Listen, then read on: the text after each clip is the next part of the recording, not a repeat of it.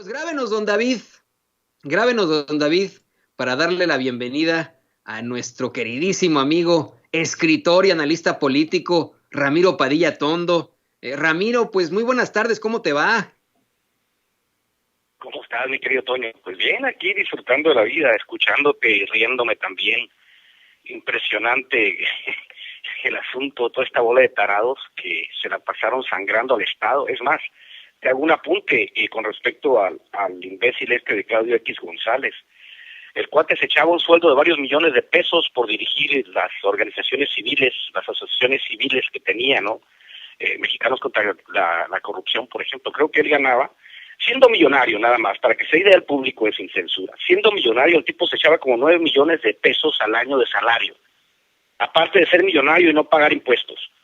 Todavía del fideicomiso que tenía en él para la asociación civil y la chingada, se echaban 9 millones de pesos al año. Las cifras están ahí para el que les guste buscar. Nomás pongan ahí en el Google, salario de Claudio X González en Mexicanos contra la Corrupción y le va a salir. Para que te des idea del tamaño del robo. Sí, no, exactamente. Yo por eso digo que es un supervillano. A la hija de Granier le detectaron, de Andrés Granier, acuérdate que estaba en el bote, no sé si ya salió el bote, el viejito este cabrón. A la hija le detectaron 3,000 millones de pesos en una cuenta del banco, en plena tragedia en Tabasco en el 2008. El señor se dio el lujo de desviar más de 200 millones de pesos en plena pandemia, en pleno catástrofe natural. Es un ejemplo. Hay otra nota que dice que del Fonden, ahora que están entregando los apoyos directos, había un desvío de 200,000 millones de pesos del Fonden, imagínate. Eso es a lo que con eso teníamos que lidiar todo el tiempo. Hay una imagen, Tonito, que yo recuerdo muy bien, y es del 2012, yo estoy en un mercado. Están un par de tipos borrachos enfrente de mí en la línea del mercado, se abrazaban y festejaban y llevaban un chingo de licor. Y los cuates, ganó el PRI cuando ganó Peña Nieto. Vuelven los buenos tiempos, el par de tipos alcoholizados decían. Ahora sí vamos a hacer negocios. A mí nadie me lo contó, eso lo vi en el mercado. Yo que estaba escupiendo más bilis que la chingada, ¿no? En ese entonces, porque sabía yo de toda la operación con las tarjetas Monex y todo el dinero en efectivo que movieron todos los gobiernos de los estados para hacer posible que ganara por la buena o por la mala Peña Nieto. Yo decía, ¿cómo es posible que nosotros los mexicanos seamos tan pendejos como para darle el voto de manera mayoritaria a un cabrón como ese? Pero bueno, la realidad es muy terca y se encarga de desmentir todo, y ahí está el resultado de querer privatizar hasta la risa. ¿Cómo la ves? No, y te iba a decir, yo también tuve mi experiencia y creo que todos los mexicanos hemos tenido una experiencia en la que observamos directamente esa corrupción, precisamente cuando gana Enrique Peña, bueno, dice que gana, ¿no? Obviamente, cuando se establecen después de todos estos fraudes con Odebrecht y etcétera, que queda, vamos a decirlo así, Enrique Peña Nieto como el presidente. Me acuerdo mucho de cómo un grupo de personas hicieron una manifestación en el Estado de México afuera de una tienda soriana para decir, es que nos compraron nuestro voto para que votáramos por el PRI y estas tarjetas que nos dieron para una pantalla no tienen nada, ¿no? O sea, el chiste se contaba solo. Y nosotros como reporteros decíamos, es que oiga, pues no creo que pueda usted pedirle al priista que le cumpla siendo un priista corrupto, ¿no? Esa es la realidad. Y por eso es que yo estoy, pues te digo, tengo mis reservas. Si es de risa lo que está pasando ahora, esta intentona de lo más cheesy, decimos aquí en Estados Unidos, pero la unión hace la fuerza, Ramiro. No vaya a ser la de malas y en una de esas sí se unen y le ganan al progreso. No le ganan. El asunto con ellos es que es extremadamente difícil que alguien, en su sano juicio ahora, porque las condiciones van cambiando, date cuenta que el México del 2000, el México del 88, el México del 2006, el México del 2012, no es el mismo México del 2020. Somos una sociedad más crítica. ¿Quién chingados a estas alturas le va a creer a un grupo de mentirosos y rateros profesionales? Porque eso es lo que son los prianistas, mentirosos y rateros profesionales. Vamos, no se fueron a educar a Estados Unidos ciencias financieras y la chingada para venir a servir a su país. vinieron para implantar y desarrollar los mecanismos más sofisticados para seguir sangrando el erario. Al final de cuentas, lo que nos damos, o sea, lo que descubrimos nosotros, los mexicanos en general, después de que llega López Obrador, porque ese era el temor más grande de que llegara alguien que no pertenecía al sistema, era que se fuese descubriendo paso a paso cómo operaban los mecanismos de robo al erario. Pues Rosario Robles es un ejemplo claro, Emilio Lozoya lo platica, de cómo eran las estrategias, por algo querían, por algo hicieron la reforma petrolera, porque querían robarse todo el dinero del país. O sea, uno se pregunta si los empresarios y los políticos que ya tienen riqueza para 10 generaciones, que no mamen, o sea, ya tienen riqueza. El Peje les dijo, paz y amor, borrón y cuenta nueva, denos oportunidad de reconstruir el país, no los voy a perseguir, no es muy fuerte la venganza, denme quebrada de reconstruir el país. Lo único que se mantuvo constante durante los 80 años fue la cantidad de pobres, que era más de la mitad. Ahorita tenemos más de 60 millones de pobres. Algunas cifras dicen que hasta 80 millones de pobres, porque esos 20 o 30 millones que se consideran de clase media en realidad son pobres. No llegan a los estándares de ninguna clase media en ningún país del mundo. Ese tipo de cosas que nosotros, por eso nos abocamos a combatir. Y es lo que nosotros hacemos aquí en Sin Censura, hacemos en las redes sociales, hacemos en todos lados, decir, señores, no es cierto, ¿por qué le van a creer a esta gente? Qué ridiculez. Pero pues no entiende, hay mucha gente que sigue obstinada. Yo he trabajado esta idea de las ideas, he trabajado este asunto de las ideas y cómo nacen las ideas y cómo es que alguien llega a pensar o cómo es que alguien llega a tener un pensamiento de derecha. Por eso decía que el mejor producto del neoliberalismo es el pobre de derecha, es el mejor producto, el producto más acabado. Alguien que siendo pobre defienda las políticas de derecha. Increíble.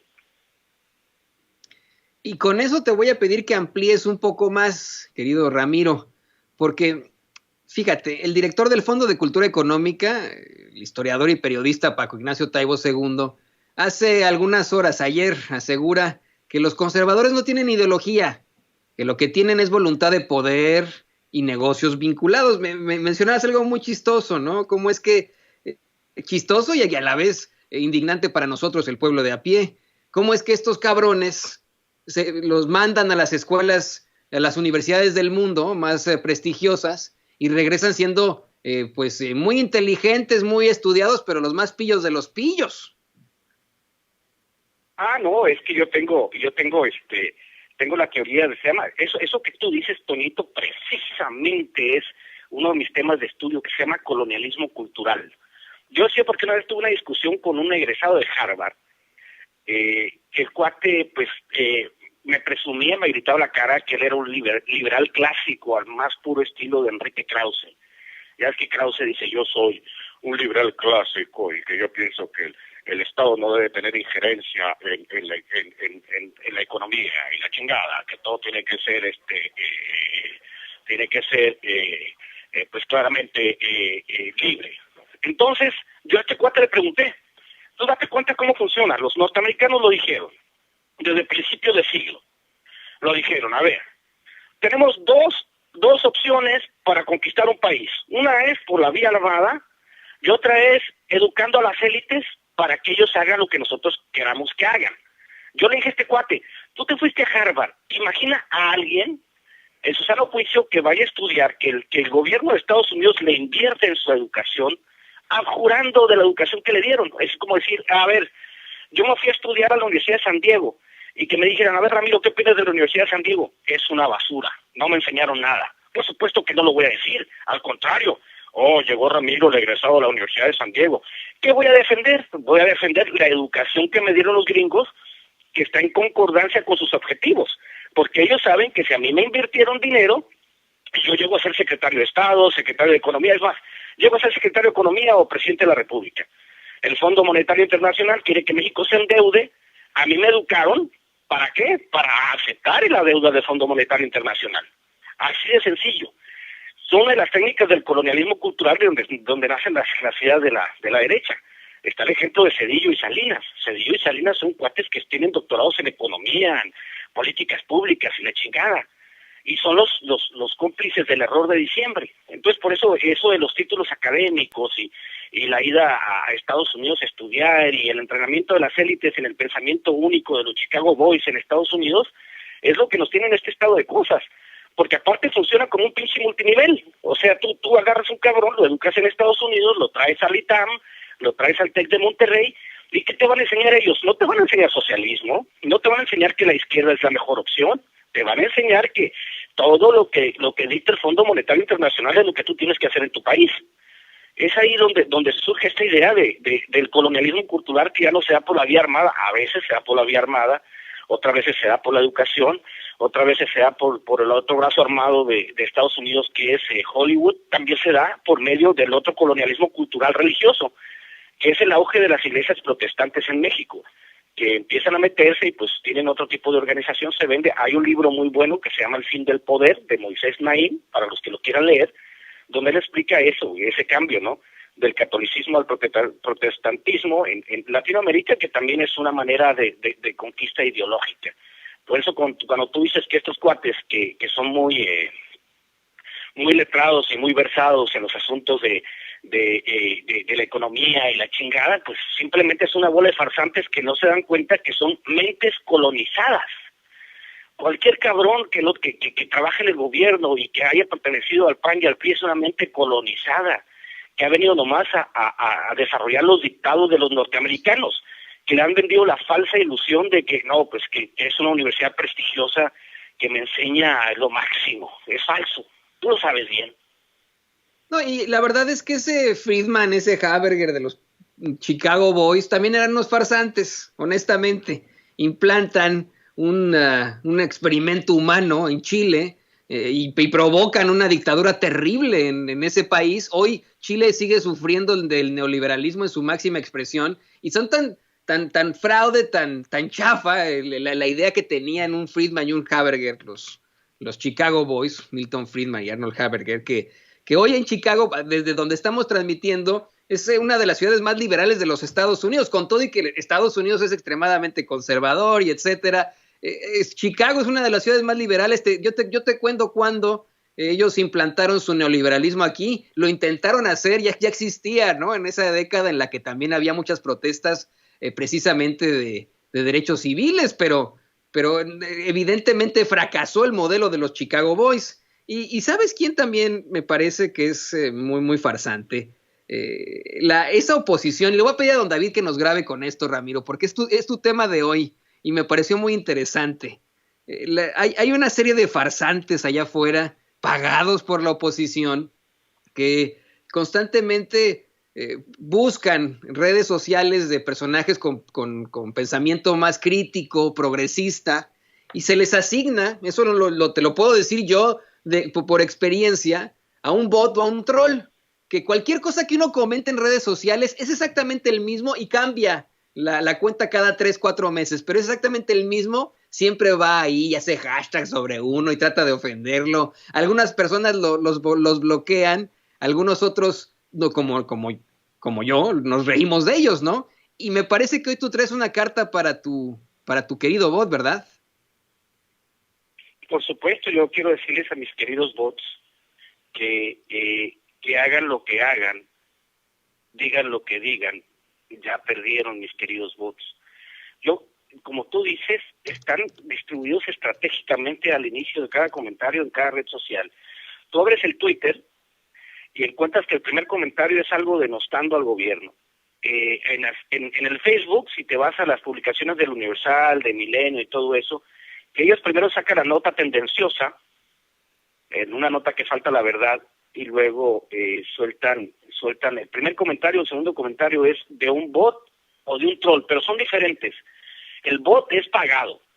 El bot es una persona que tiene una función específica para estar criticando al gobierno. El troll es un pendejo que lo hace de gratis. Ese es el troll. El troll es el que quiere. Sí, porque es la verdad, son diferentes. A un bot, yo te voy a dar un ejemplo. No sé si te acuerdas porque fue muy famosa lo de la Operación Berlín. Ricardo Sevilla exhibió a los intelectuales de alto rendimiento de Enrique Krauss y Fernando García Ramírez, escribieron notas del estilo de que los rusos estaban interfiriendo en las elecciones mexicanas, por ejemplo, no sé si te acuerdas de eso, que fue sensacional. ¿Cómo chingados los rusos? ¿Qué tienen que ver los rusos con México? O sea, de ese tamaño era el disparate de ellos. Nos dimos cuenta que el hijito de Enrique Krause, León Krause, pues a él le escribía sus columnas. Qué triste, ¿no? De los que supuestamente son los intelectuales de México, resultan ser los más fracasados de México, ¿no? No, y luego dicen que el Enrique Krause no sabe ni prender una computadora porque ya lo conocen, y a León Krause le escribe las notas, que ni siquiera las notas son de él, sino que todos ellos tienen un equipo de trabajo que les ayuda. Si no, simplemente es más, vamos a hacer la prueba de la calidad para estos pinches bots y estos trolls. Agarra cualquier libro de Enrique Krause, de Jorge Castañeda, y lee la página de los agradecimientos. Es casi la mitad del libro. O sea, son toda la bola de colaboradores que tienen. Agarra un libro de Jorge Castañeda y agradezco fulanito, menganito, y son 3, 4 páginas, cabrón. Boom, boom, boom, de agradecimientos. Es toda la gente que le escribió el libro. Ellos nomás como son marca registrada, ponen la cara y dicen, no, qué bárbaro, qué bonito escribe. Es igual que como el libro de México, la gran esperanza de Peña Nieto. ¿Quién chingo se lo escribió? Ese güey no puede hilar dos ideas juntas. Y ese tipo de situaciones con estos güeyes, con los bots y los trolls, no entienden ellos. Yo se los digo, por eso digo la carta a mis queridos trolls y a mis queridos bots. No entienden ellos que perdieron la guerra. Nosotros ganamos, la izquierda ganamos y ellos no van a regresar. Cuando se dan cuenta que López Obrador recuperó 1.200.000 millones de pesos de dinero que andaba perdido, o sea, recuperó 700.000 millones de pesos de impuestos de los empresarios, 300.000 millones de pesos de los fideicomisos, 200.000 millones de pesos que andaban perdidos en el Fonden. Y así le vamos a seguir, y así van a seguir escarbando. Todavía falta que se avienten lo del asunto de Pemex Internacional, que era un gigantesco hoyo negro que usaron los priistas que tienen del otro lado para gastar dinero. O sea, hay como 5.000 millones de dólares perdidos allá también. O sea, todo ese tipo de cosas, cuando la gente se vaya dando cuenta, van a descubrir que estos bots, que son pagadísimos, yo les digo, pues de algo tienen que tragar. Pero eso no significa que ellos vayan a cambiar la realidad, porque la realidad se empeña en decirles lo contrario, señores. Por más que ataquen, entre más ataquen, más fútiles son sus ataques, porque no hay manera de que la clase empresarial y la clase política que financian estas hordas de bots, todas estas granjas de bots que siempre están atacando, tú lo sabes bien, están atacando en Twitter, y de repente ahora están incursionando en Facebook para estar peleando. Tú sabes perfectamente que no tiene ningún efecto, por más que intente una labor de demolición. Es más, te voy a poner un ejemplo, para que sepa el público, para que se den una idea de qué tan disociados están de la realidad. Se hace viral hace algunos años, no sé si te acuerdas, Toño, este video o esta foto donde supuestamente el hijo de López Obrador anda en un Lamborghini. ¿Te acuerdas? Sí, lo de los tenis también, y lo del yate, y no sé qué. Ajá, y también se hace viral, pero esa es o sea, habla el cuate, creo que era de Los Ángeles, el dueño del Lamborghini, dice, pues no mamen, ¿por qué chingados ponen mi foto? Ese carro es mío, a mí me costó. O sea, nada que ver con el hijo de López Obrador. Pero la realidad sí dice que el hijo de Romero de Champs tenía un Ferrari Enzo. ¿Y qué es un Ferrari Enzo? Es el tercer Ferrari que puedes tener. Tú necesitas haber sido dueño de 2 Ferraris antes para tener un Ferrari Enzo, ¿me entiendes? O la hija de Romero de Champs, que se montaba en un avión privado para ir a comprar bolsas Louis Vuitton a Francia con sus perritos. Eso es realidad. Lo otro es mentira. Y lo que nosotros en la izquierda en México peleamos es porque se hable con la realidad. Entonces los bots no tienen ninguna posibilidad de triunfo, ni los trolls, por más que se enojen, porque como te decía al principio, el producto más acabado del neoliberalismo es el pobre derecha, y que encima defiende. Yo lo decía hace un tiempo, se lo decía a Vicente, es como el perro que está cuidando una mansión grandísima, está amarrado y le dan sus croquetas, pero al final de cuentas es una mascota, está afuera ladrando.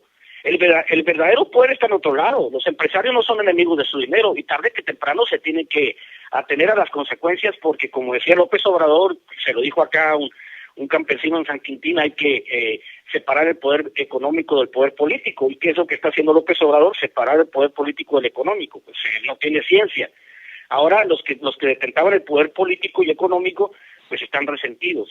Pero aunque paguen todas sus granjas de bots, yo se lo digo a mis queridos bots y a mis queridos trolls, no tienen oportunidad. Es mejor que pensemos de manera comunitaria, porque uno de los efectos secundarios de la ideología neoliberal fue la propagación de la idea del individualismo. Esto es que el pobre es pobre porque quiere, que cada quien, tú sabes, todos los mantras estos que de tanto decirlos, la gente los internalizó, el discurso neoliberal se va internalizando y nos va a costar un buen, aunque a pesar de que son una minoría, nos va a costar un buen tratar de sacarles estas ideas a estos bots y a estos trolls y a todos estos pendejos que no entienden que el mundo no funciona así, y que los norteamericanos están pagando también un precio muy caro por haberse adaptado, por haber adoptado la ideología neoliberal.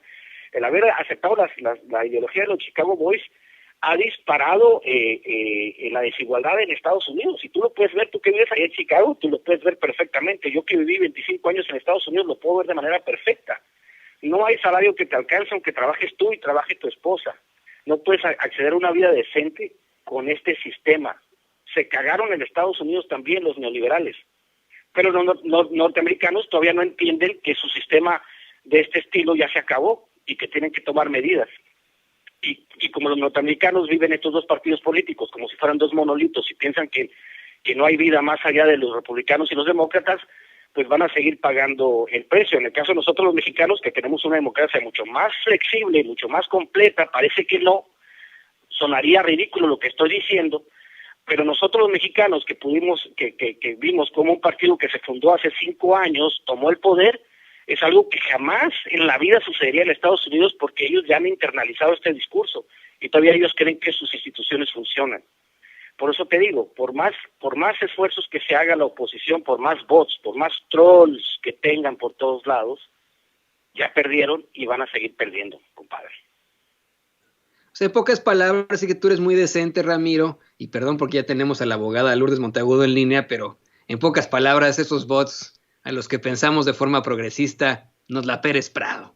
Me dio un gusto impresionante tener este momento con el escritor y analista político Ramiro Padilla Tondo. Ha sido fantástica esta conversación, mi querido Ramiro. Siempre dejas la víbora chillando, como dice Vicente Serrano.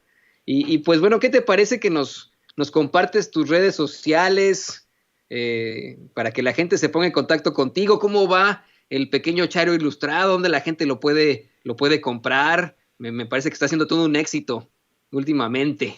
No, sí, estoy contentísimo, vamos bien, muy bien con las ventas. A mis paisanos en Estados Unidos, regálense la Navidad, estamos en Amazon. En México estamos a través de impresión bajo demanda en Sanborns, en Gandhi, métanse en línea al sitio de Sanborns o métanse en línea al sitio de Gandhi, y ahí van a encontrar el pequeño Chairo Ilustrado, barato, disfrútenlo un poco, o disfrútenlo mucho. Tengo muy buenas calificaciones, la gente está encantadísima con el librito que representa lo que nuestros anhelos, lo que siempre quisimos con la Cuarta Transformación.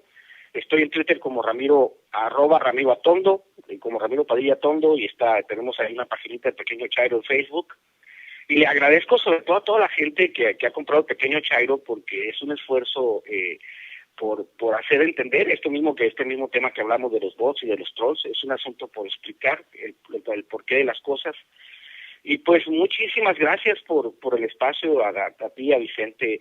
Es un verdadero placer platicar todos los miércoles. Ya la gente como que ya está esperando, me escriben el miércoles. El video de la semana pasada de las ficheras del periodismo pegó muchísimo, hay mucha gente riéndose, que eso representa una realidad. Pero seguiremos en la conversación, mi querido Toñito, y te mando un abrazo hasta allá, hasta Chicago. Una de las ficheras está muy enojada, mano, muy triste. Se le ha pasado llore y llore recientemente. Es una de las ficheras que se llama Joaquín López Dóriga, así muy al nivel de estos, ¿no? Muy al nivel de Alberto Rojas, es la teoría, de Sasha la Montenegro. teoría del bully llorón. Son unos bullies, estos hijos de la chingada son unos bullies, porque se la pasan chingando con sus comentarios clasistas, jodiendo a todo mundo, pero una vez que volteas y les dices algo a ellos, se tiran al suelo. Que no sean pinches llorones. Como dicen, el que se sube se pasea. Que ellos se subieron a pasearse, que aguanten vara. Estaban acostumbrados a ser intocables. Y el presidente tiene todo el derecho a ejercer la réplica. Que no mamen. Y los vamos a seguir chingando. Porque pues mucho daño le hicieron al país. estos pendejos que son nada más lectores de Noticias Millonarios, mi estimado Toño. Ramiro Padilla Tondo, muy feliz Navidad, muy feliz Navidad, qué bueno siempre platicar contigo, estamos muy en contacto, muchas gracias. Abrazo.